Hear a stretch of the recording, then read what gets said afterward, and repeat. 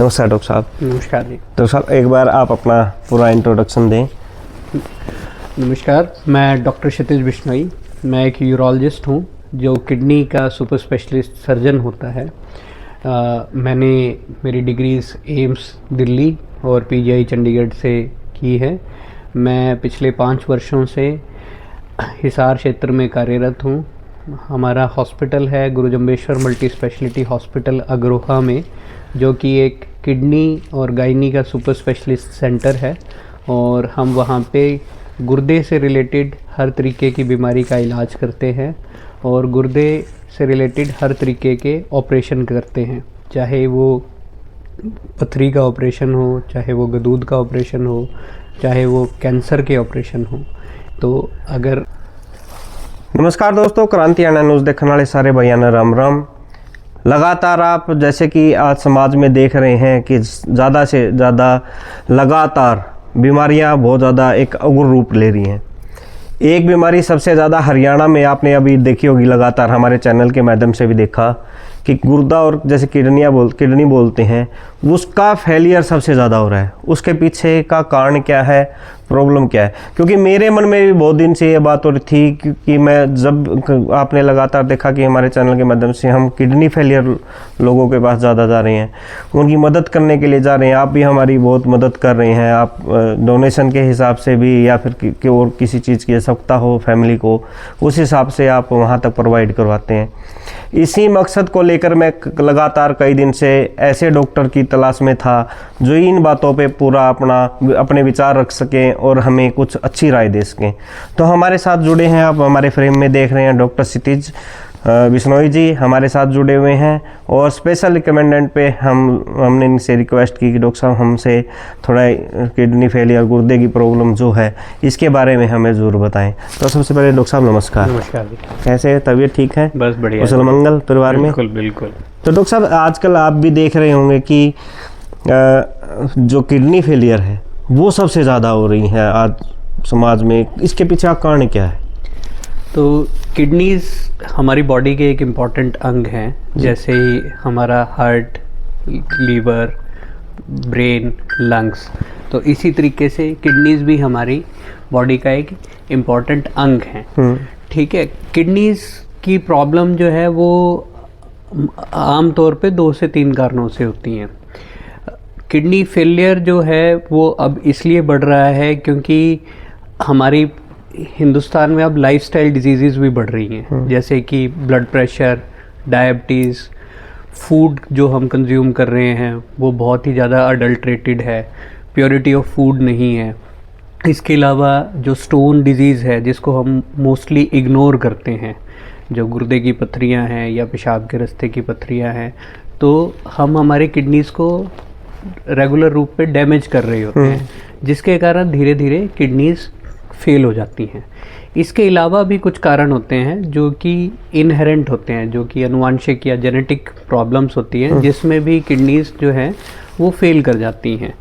तो इन सभी कारणों से किडनीज़ की प्रॉब्लम्स आजकल बढ़ रही हैं। इसलिए आपने देखा होगा कि लोग डायलिसिस सेंटर्स जगह जगह खुल रहे हैं, लोग डायलिसिस की तरफ भी जा रहे हैं।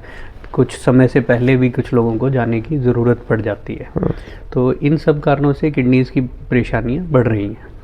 जैसे किडनी का ना, कई बार हमने देखने को ये मिला कि लोग अपने, जैसे आपने भी कहा कि डायलिसिस की तरफ, क्या डायलिसिस कोई आसान रास्ता है? नहीं, या नहीं, वो बेसिकली क्या है कि किडनी की जो किडनी फेलियर होता है वो शुरुआती टाइम पे हम उसको पकड़ नहीं पाते। मतलब कि मरीजों को सिम्टम्स नहीं होते, क्योंकि आप भी डॉक्टर के पास तभी जाओगे जब आपको कोई तकलीफ महसूस होगी। ठीक है। तो जो नॉर्मल हमारा जो क्रेटिनिन है वो 1.5 से 2, 3, 3.5, कुछ लोगों में तो 4-5 तक भी उनको सिम्टम्स नहीं आ रहे होते। ठीक है। या कुछ इतने माइल्ड सिम्टम्स होते हैं कि वो हम डे टू डे एक्टिविटीज़ में इग्नोर कर देते हैं। तो इसी कारण से हम किडनी फेलियर को लेट डिटेक्ट कर पाते हैं। तो इसका जो तरीका है इसको पहले पता करने का, वो स्क्रीनिंग टेस्ट है। स्क्रीनिंग का मतलब कि हम बीमारी को शुरू होने से पहले ही पकड़ सके। उसको हम सिंपल कुछ टेस्ट की मदद से स्क्रीन कर सकते हैं, जैसे कि हम एक सिंपल किडनी फंक्शन टेस्ट साल में 1 बार करा सकते हैं, या यूरिन का जो सिंपल 100 रुपये से कम का टेस्ट है जो यूरिन रूटीन माइक्रोस्कोपी है, वो भी हम साल में एक बार करा सकते हैं, जिससे हम अगर आपको कोई हाई रिस्क या किडनी की प्रॉब्लम डेवलप हो रही है तो उसको समय से पहले पकड़ पाएँ, जब मरीज को सिम्टम्स आएँ उससे पहले। इसके अलावा जो दूसरी कैटेगरी के पेशेंट्स होते हैं वो हाई रिस्क पेशेंट्स होते हैं कि जिनको किडनी की प्रॉब्लम होने के जैसे कि आप लोग ग्रेड से फर्स्ट ग्रेड सेकंड ग्रेड बोल देते हैं, जैसे जिन लोगों को किडनी की बीमारी बनने के चांसेस ज़्यादा हों, जैसे कि अगर आपको शुगर है लंबे समय से, तो लंबे समय की शुगर के कारण गुर्दों पे असर आना स्वाभाविक है। तो आप अगर शुगर का इलाज ले रहे हैं तो आप किडनी की तरफ भी ध्यान रखें, उसके भी टेस्ट रेगुलर कराएं जब आप अपनी शुगर की जांच कराते हैं, ताकि अगर किडनी पे कोई असर आ रहा है तो हम उसको पहले पकड़ सकें। ऐसे ही ब्लड प्रेशर है या किसी को कार्डियक प्रॉब्लम है, तो इन सब बीमारियों में भी किडनीज़ की तरफ आपको ध्यान रखना चाहिए।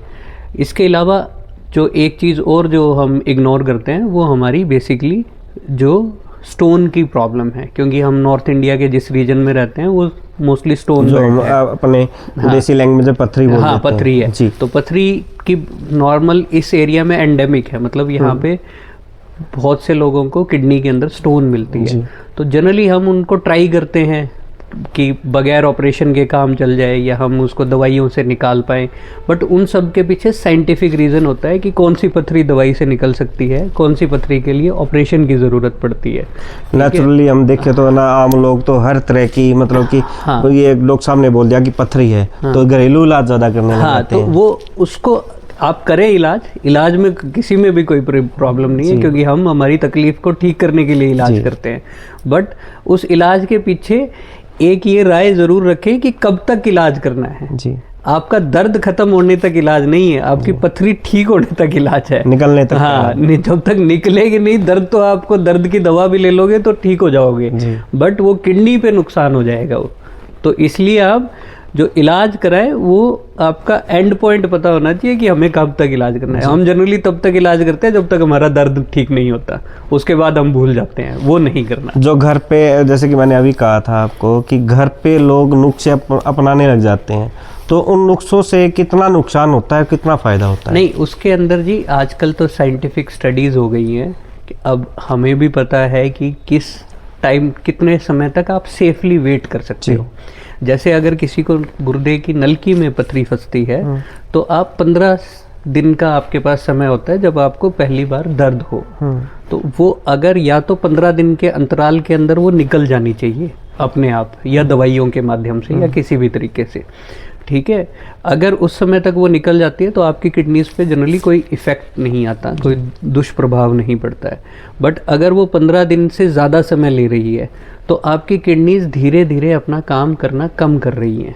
वो साइलेंटली होता है, वो आपको कुछ पता नहीं चलेगा। आप साल बाद अल्ट्रासाउंड या 6 महीने बाद अल्ट्रासाउंड कराओगे तो वो फिर रिपोर्ट में कोई डॉक्टर आपको कहेगा कि ये किडनी तो ख़राब लग रही है, ठीक है। तो वो धीरे धीरे होता है, दर्द नहीं करता, क्योंकि जो गुर्दा पेशाब बनाना कम कर देगा वो पेन नहीं करता। दर्द गुर्दे में तभी होता है पथरी में जब वो उसको कोशिश कर रहा होता है निकालने की, जब वो यूरिन का प्रेशर ही जब वो प्रेशर बना रहा होता है। जब वो प्रेशर बनाना ही बंद कर देगा तो वो पथरी वहाँ पड़ी रहे, तो चाहे वो सालों पड़ी रहे आपको दर्द नहीं होगा, बट वो किडनी खत्म हो जाएगी। क्योंकि हमारी शरीर में 2 गुर्दे होते हैं, तो एक गुर्दा ब्लॉक भी हो जाता है तो दूसरा गुर्दा उसका काम करने लग जाता है। तो आपकी बॉडी के ऊपर कोई चेंजेस नहीं आते, बट वो एक किडनी पे आपका डैमेज परमानेंट हो जाता है। तो इसलिए आप अगर वेट भी करें तो 15 से 20 दिन मैक्सिमम है, उससे ज़्यादा वेट ना करें। या तो तब तक गुर्दा से पथरी निकल जाए, नहीं निकल रही है तो आगे इलाज की तरफ जाना पड़ेगा। जैसे किडनी फेलियर जैसे ज़्यादा हो रही हैं तो हमें किस तरह की बातों का ज़्यादा कर ध्यान रखना चाहिए? कि कई बार डॉक्टर्स दवाइयों का भी थोड़ा मिसमैच हो जाता है, सबसे ज़्यादा प्रॉब्लम यही है। वो कुछ चीज़ों में परेशानियां आती हैं, क्योंकि गुर्दे और लीवर के माध्यम से ही हमारे शरीर से जो हम बहुत सी दवाइयों का या खाने का जो भी सेवन करते हैं वो हमारे शरीर से उसकी गंदगी 2 ही माध्यम से निकलती है, लीवर के माध्यम से और किडनी के माध्यम से। तो जैसे ही हम दवाइयों का भी सेवन करते हैं, अगर हमारे किडनीज कम काम कर रही हैं, कमज़ोर है, तो आपकी डोज चेंज हो जाती है। ज़्यादातर दवाइयों की डोजिंग बदल जाती है जैसे आपका किडनी का फंक्शन चेंज होता है।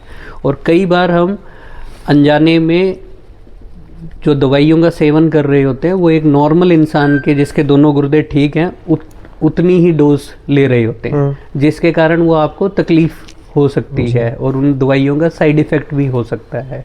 तो इसलिए एक तो प्रॉपर जो स्पेशलिस्ट है उसकी देख रेख से दवाई लें ताकि आपको प्रॉपर डोजिंग का पता चले और उस डोज में ही आप दवाई लें।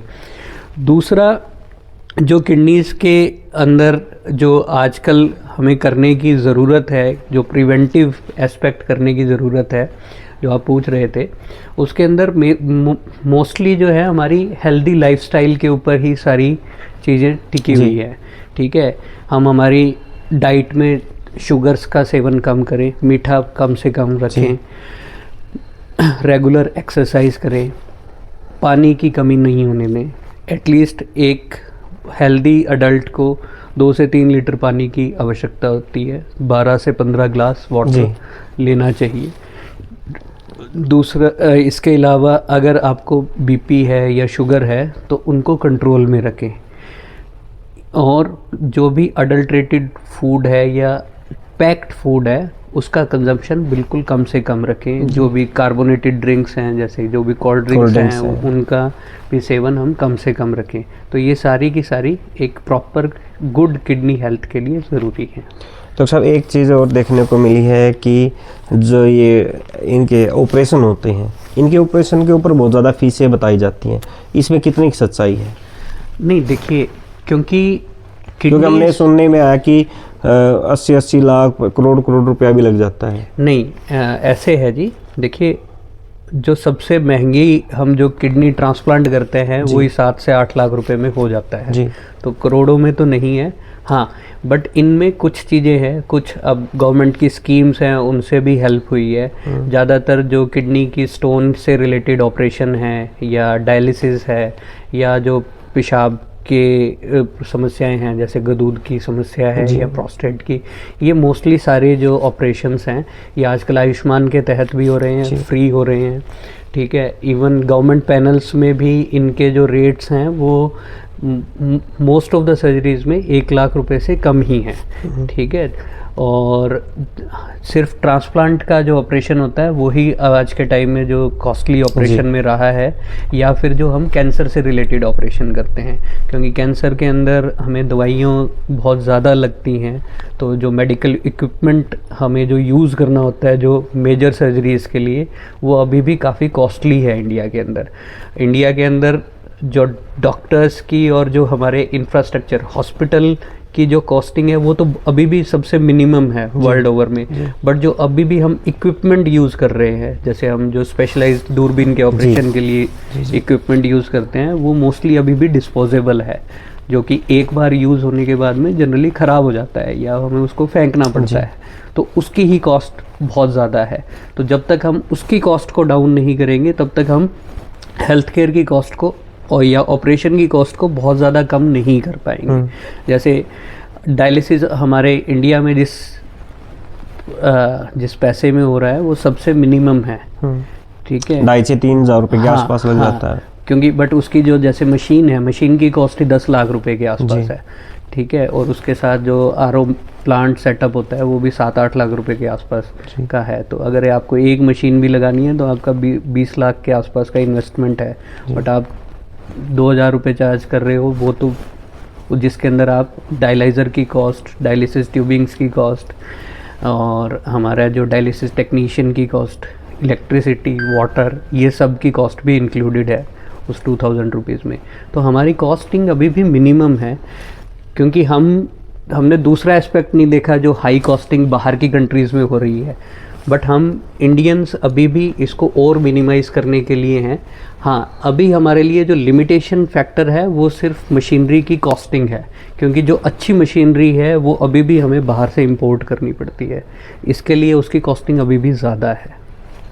तो सर, जैसे हम किस चीज़ का ध्यान रखें, एक मरीज़ है या आम जन है तो किस चीज़ का ध्यान रखें कि ये बीमारियां इन चीज़ों से ज़्यादा बनती है, जैसे पानी है, फ्रूट है, खाना है, जैसे कि आपने कहा कि पैक्ड चीज़ें ज़्यादा आती हैं, तो किन किन चीज़ों की तरफ ज़्यादा तो ये ध्यान दें? पैक्ड फूड्स, और जैसे मैंने कहा कि ये आजकल आपने देखा होगा कि बच्चों में भी ओबेसिटी हो रही है, कि बच्चे भी मोटे होते जा रहे हैं, बिस्किट वगैरह तो ज़्यादा हाँ, खाते हैं। तो वो बेसिकली क्या है, क्योंकि हम जो आजकल के जो बच्चे हैं वो पैक्ड फूड ज़्यादा खाते हैं, चिप्स है, कुरकुरे हैं, बिस्किट्स हैं, तो उसके कारण उनको मोटापा हो रहा है।